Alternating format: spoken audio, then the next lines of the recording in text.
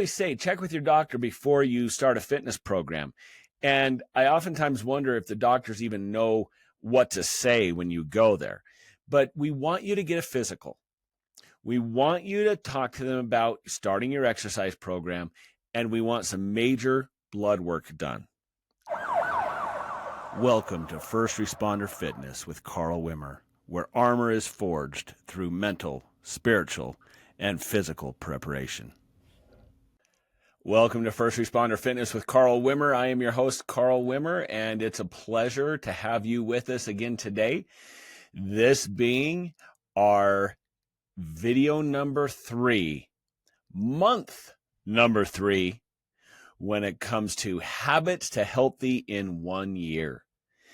These extra videos that we're putting out every single month are to assist you in developing habits that you can use over an entire year and for the rest of your life to build a healthy foundation. These are small things that add up to major life changes when it comes to your metabolic health, your longevity, your fitness, your muscle building, your muscle strength, and your fat loss. It is a systematic method that we are using where each month for an entire year, we give you a new habit, and they're small. So I know as we talk about some of these things, I know that some of you are saying, well, give me more. I don't want to give you more. And here's why. I don't want to give you more each month. Because the bottom line is this, and we've talked about this ad nauseum, but I just want to remind you that we are now into March of 2025. The overwhelming majority of people who set New Year's resolutions for the year 2025, they have forgotten about them and they're in the rearview mirror. Those resolutions, those goals, those dreams of theirs are way, way in the past. They might as well not have even been made. And so I don't want that for you. I don't want that for me. I don't want that for people who are a part of the First Responder Fitness family. And so how do you keep your New Year's resolutions? Well, you habit stack. You stack small incremental habits that you can do for a lifetime, that you can implement and keep doing over and over and over.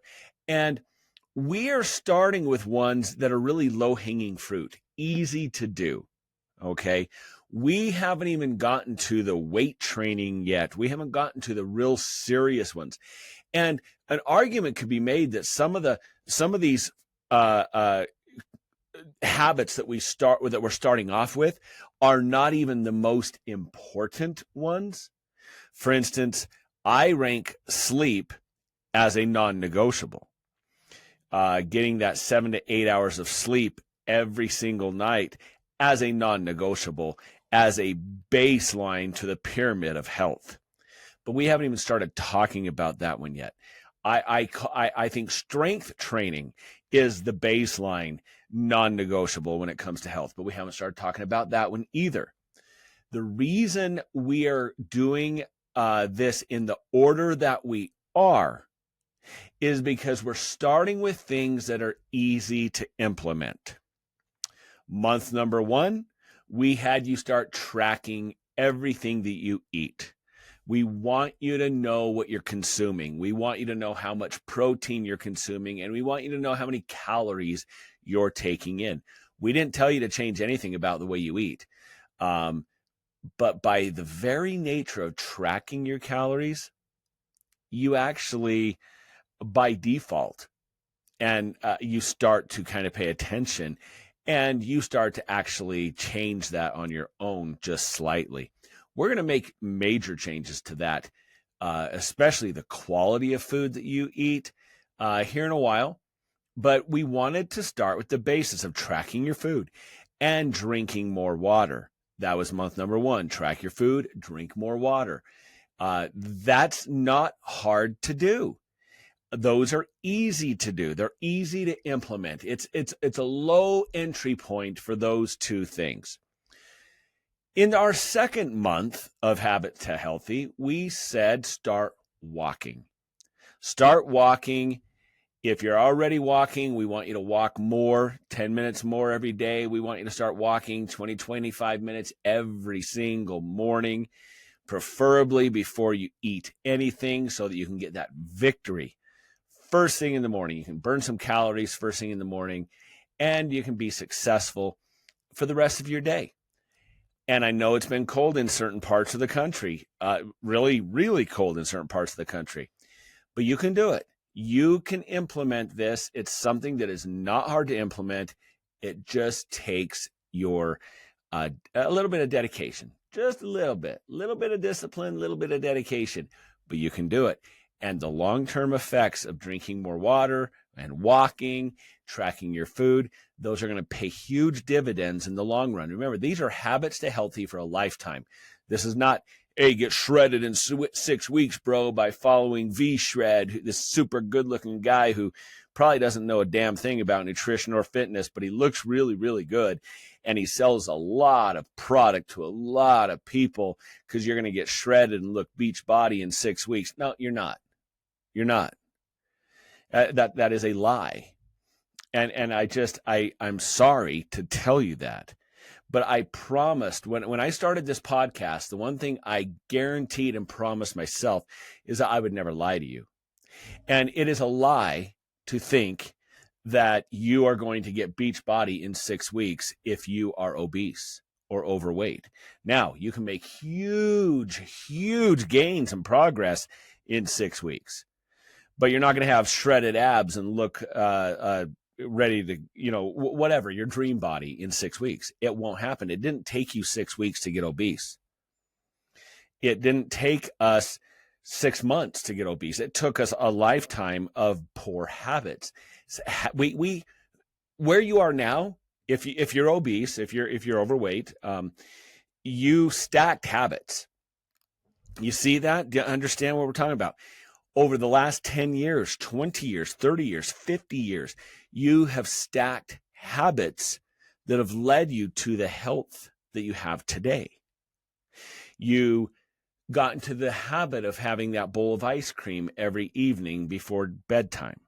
You got in the habit of eating highly processed, garbage, sugar-filled cereals. I don't even want to say names because they're all really not good for you. Fruit Loops and Lucky Charms. And you got the habit of eating sugar puffs and just boatloads of sugar first thing in the morning, highly processed, highly palatable, high-calorie foods. You got in the habit of never turning away dessert. You got in the habit of never walking, never moving. You got in the habit of not exercising. These were small little habits that you stacked over a period of decades that got you where you are. So don't think that 6 weeks of hardcore, high-intensity bro training is going to change all of that. What's going to change it is habit stacking in the reverse.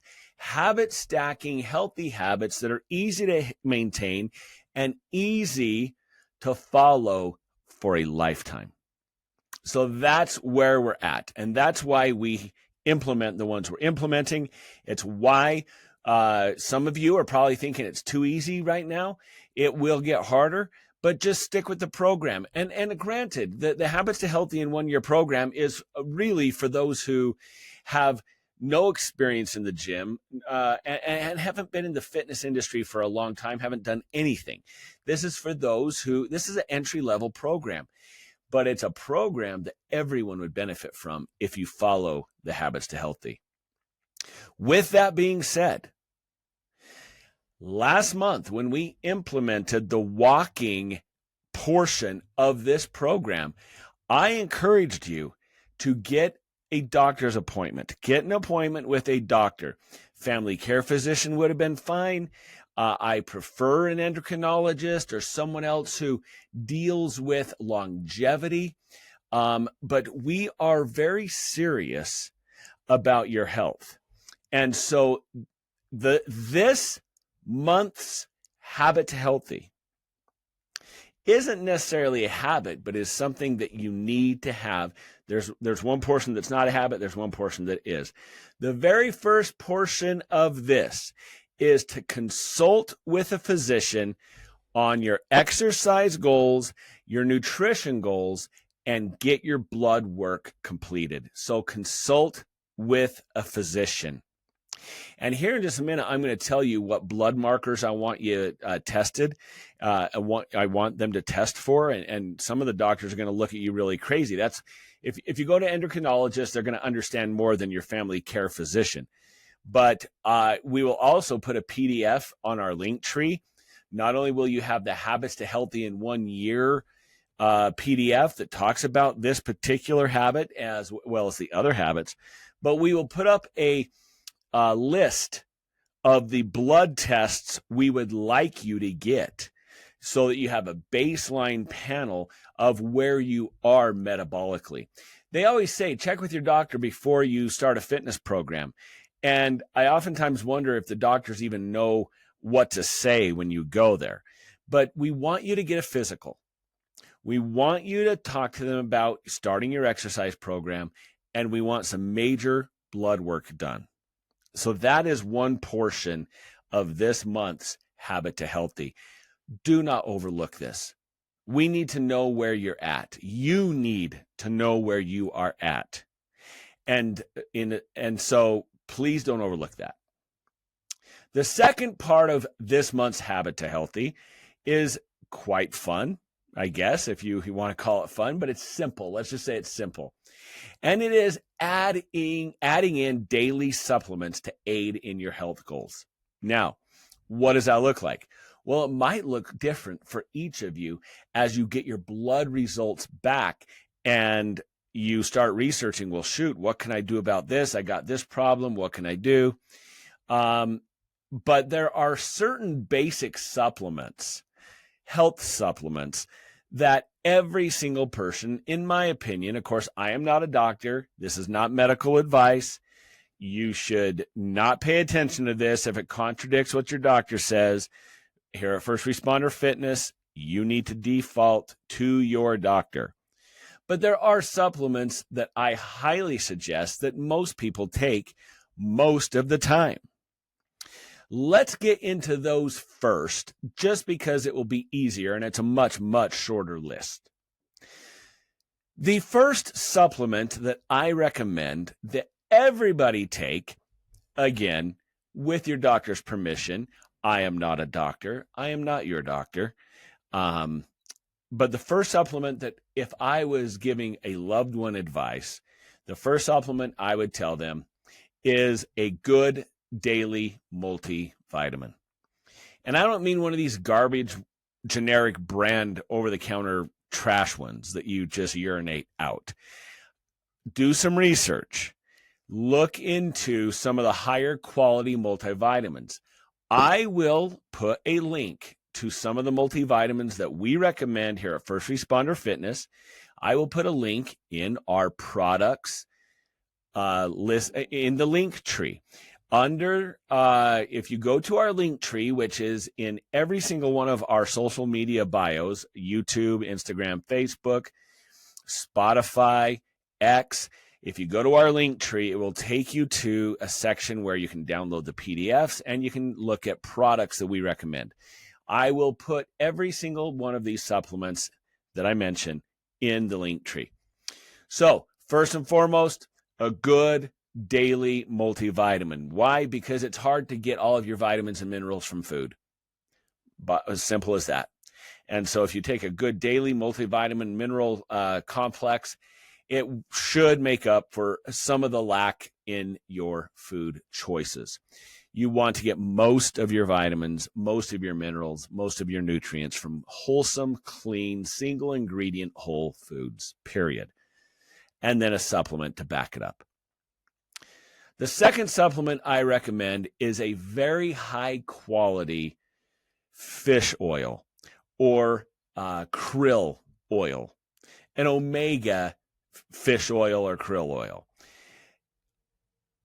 The standard American diet, the SAD diet, simply does not produce health.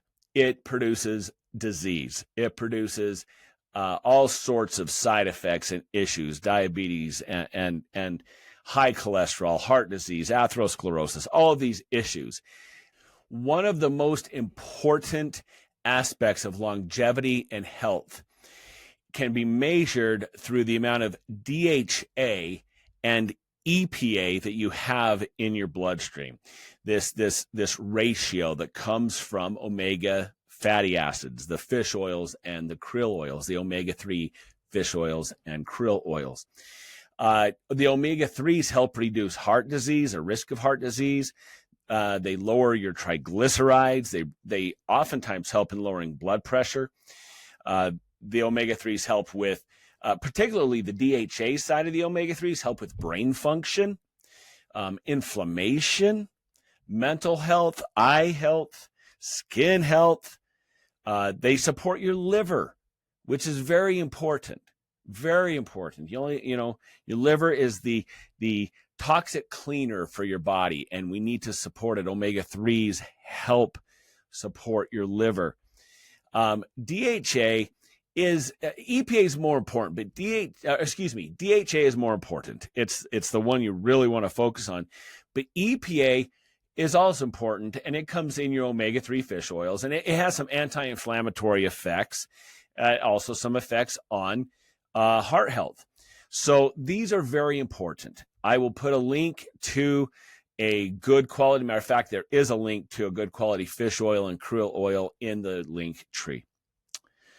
The third supplement that I recommend that everybody take is a good creatine monohydrate.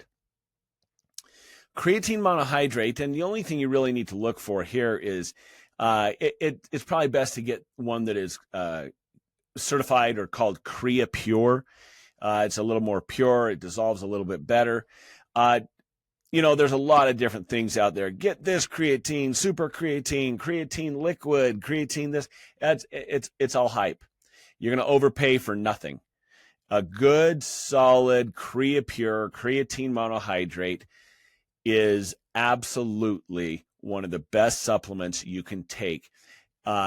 We've known that for decades. I mean, it is the most widely studied supplement in the entire fitness industry.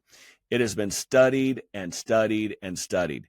And there's no question, when you first start taking creatine and you're loading on creatine, if that's what you choose to do, you notice almost immediately that you're stronger and your muscles look fuller and are fuller.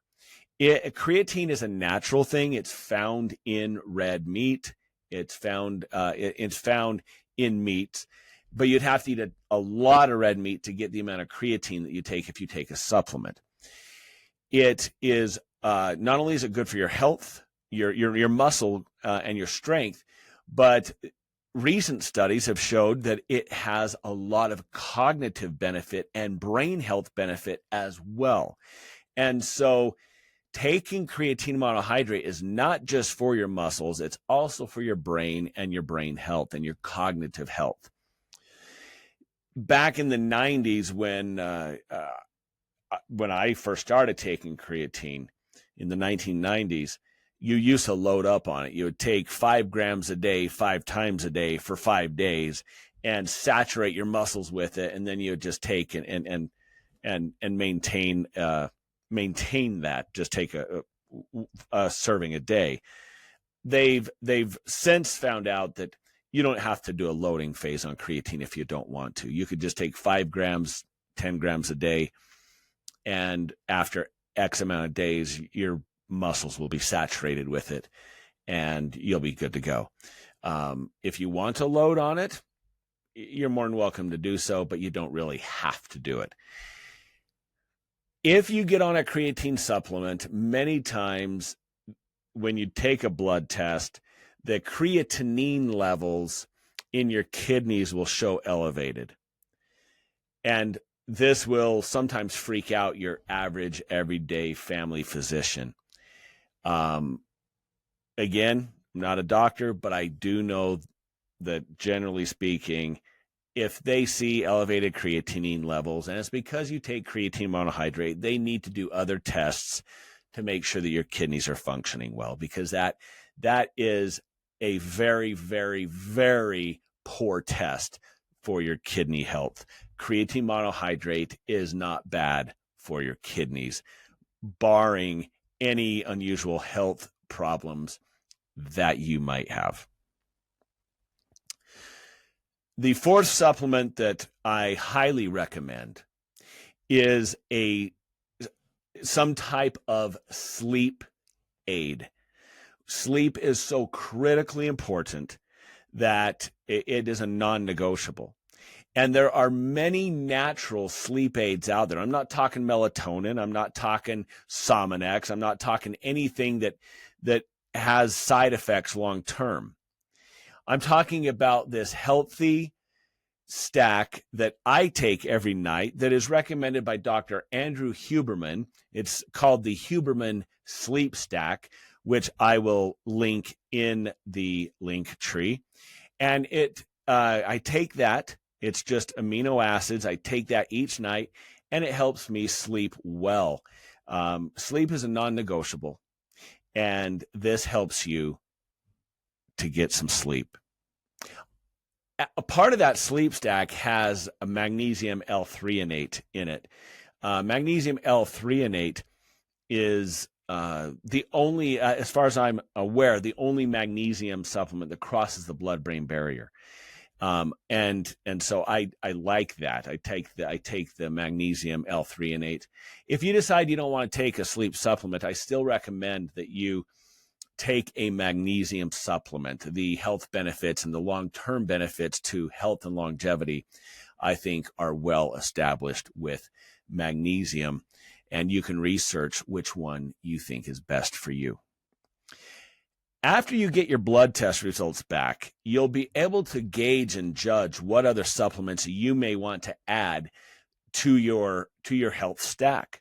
For instance, some of the women that I have sent in that I know have gone in to get blood tests, their testosterone and estrogen levels have been off a little bit, and it's been recommended that they take a DHEA supplement to help increase their testosterone, things like that.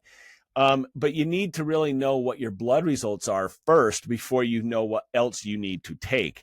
So that's why we're talking now about the need to get your blood tests done.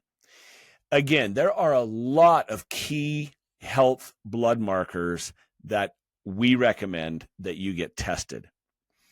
First and foremost, what we're going to do is I'm going to go down a list. I'm only going to hit on a few key ones. I will list the rest of them in the description of this video, as well as the link tree. But I highly recommend you go to the link tree. I know I keep mentioning that, but I highly recommend you go to that and download this list and take it with you to the doctor and say, I want these things tested. Because I'm not going to talk about every single one of them in this video today. I'm only going to talk about a few of them. The first one deals with metabolic health and insulin sensitivity. You need tests for metabolic health and insulin sensitivity.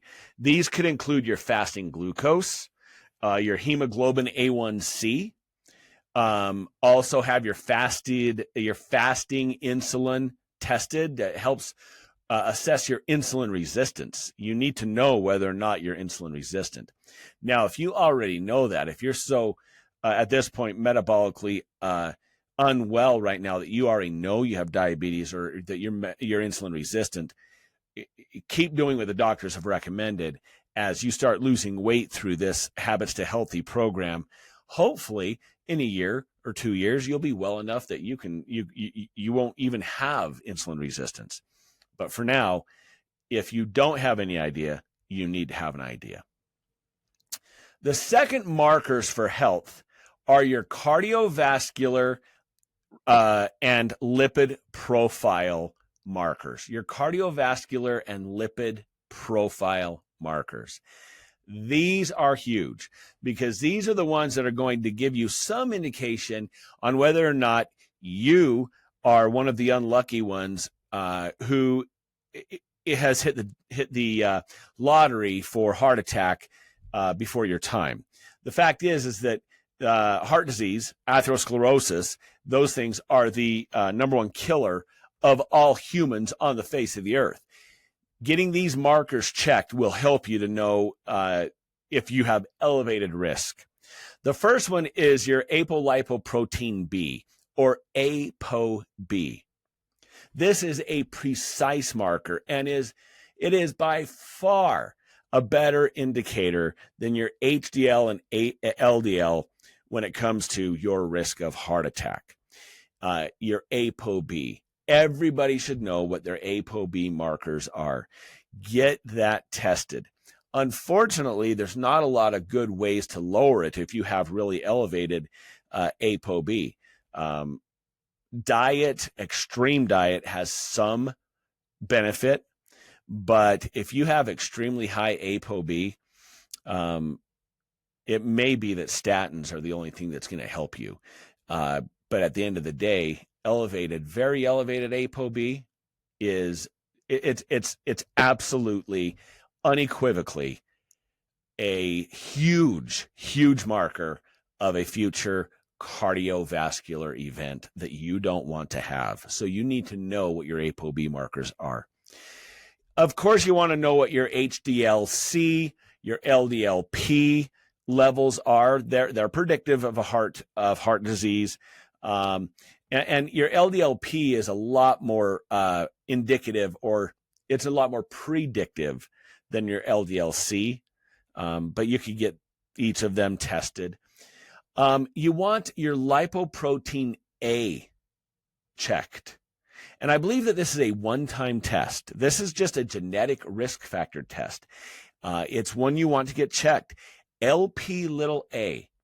If you have Lp(a), you need to know, and your doctor needs to know, because how many of you remember the TV show The Biggest Loser? And the very famous fitness trainer, Bob Harper. Bob Harper, who is in incredible condition, fantastic shape, one of the trainers. He was on there with Jillian Michaels. He's one of the trainers on The Biggest Loser. He lived, ate, and breathed health and fitness. And Bob Harper, this embodiment of fitness, had a heart attack that almost killed him while he was at the gym. And if it weren't for people intervening on his behalf, he would no longer be with us. And it shocked everybody. How in the world could Bob Harper have almost died from a heart attack? Well, he had a very elevated Lp(a), the lipoprotein a, which again is genetic. It's not something that happens from you eating bad. If you have this genetic risk factor, you need to know about it. So you need to have it tested. Additionally, triglycerides are important to get a list or get a baseline on, as well as a few others. Maybe your homocysteine. It'll be attached to the link tree when you go there. It's a good idea to get the third family of tests that you should get are your inflammation and oxidative tests. Your inflammation and oxidative tests. This would include maybe your HS-CRP test, which assesses chronic inflammation. Fibrinogen, which is linked to blood clotting and cardiovascular risk, as well as maybe oxidized LDL, which shows oxidative damage to your LDL particles. These are things that are important to get a test on, just basically your oxidative stress and your inflammation. The fourth thing you want to get checked are your kidney and liver functions. Kidney and liver functions. And there's multiple tests to have done there, but one of the most important is the ALT and AST liver enzyme test. You need to have your liver checked. You need to assess whether or not, if you're obese, there is a fairly decent chance that you have what is called NAFLD, non-alcohol related fatty liver disease. If you have NAFLD, You are heading down the road to full-blown cirrhosis of the liver, and you may never even touched alcohol. It is dangerous. It is dangerous because if you have fatty liver disease, what that means is that the rest of your organs are surrounded by visceral fat as well. My friend, listen, if that's you, you need to take very radical action. You need to start losing fat, losing weight. I am begging you and pleading with you. Get your liver checked. If you have NAFLD, you've got to start dieting and losing fat. You have to. You are, nobody knows, but you are playing with heart attack fire if you have fatty liver disease, because it means that that visceral fat is surrounding all of your other organs as well, and your liver is not keeping up. That's serious. Get it checked. Do not be afraid. Just get it checked, and we'll take steps to fix it. Okay. The fifth set of markers I want you to check are your hormonal health. Testosterone, guys, get your testosterone. Women too, but get your testosterone, total and free testosterone checked.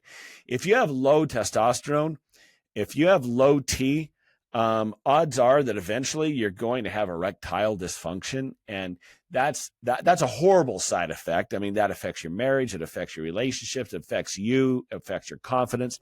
But low T also affects your ability to pack on muscle. It affects your ability to lose fat, and it affects your longevity. You need to get that checked. And if the doctor recommends getting on testosterone, or if you have low testosterone and they won't get you on testosterone, find a different doctor that will prescribe you testosterone. If you're over 40 years old, 50 years old, 60 years old, I guarantee you have low testosterone. And being on testosterone supplementation, a prescription testosterone level will aid you in your health and longevity. You should get that tested. Getting your DHEA will help you as well. It's kind of a precursor to testosterone and other hormones. That's especially important for women.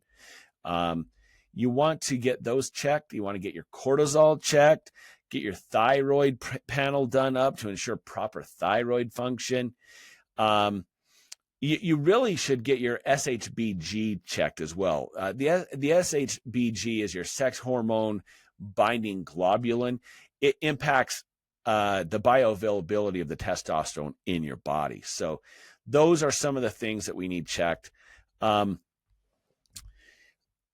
then I would say nutrient status. See if you're nutrient deficient in anything. Okay, so that would be number 6, is a nutrient status. And finally would be other longevity markers. Other longevity markers. One that I recommend is ApoE. It's a one-time test. I had mine checked. Getting an ApoE test will tell you whether or not you have elevated risk of whether it be Alzheimer's or Parkinson's or some other neurodegenerative disease. If you have ever seen the movie or the TV show, the documentary Limitless with Chris Hemsworth, he is very open and honest with the fact that he has a double marker in his ApoE that makes him highly susceptible to neurodegenerative diseases. And so you should get the ApoE checked as well. And that is not something that a doctor will test unless you ask for it. Many times the doctor won't have any idea what that is. So it's important that you get certain things checked that frankly, your doctor may or may not even know what those are. You can get a uric acid test. This kind of checks for metabolic dysfunction. And so I'll put some others in the link tree.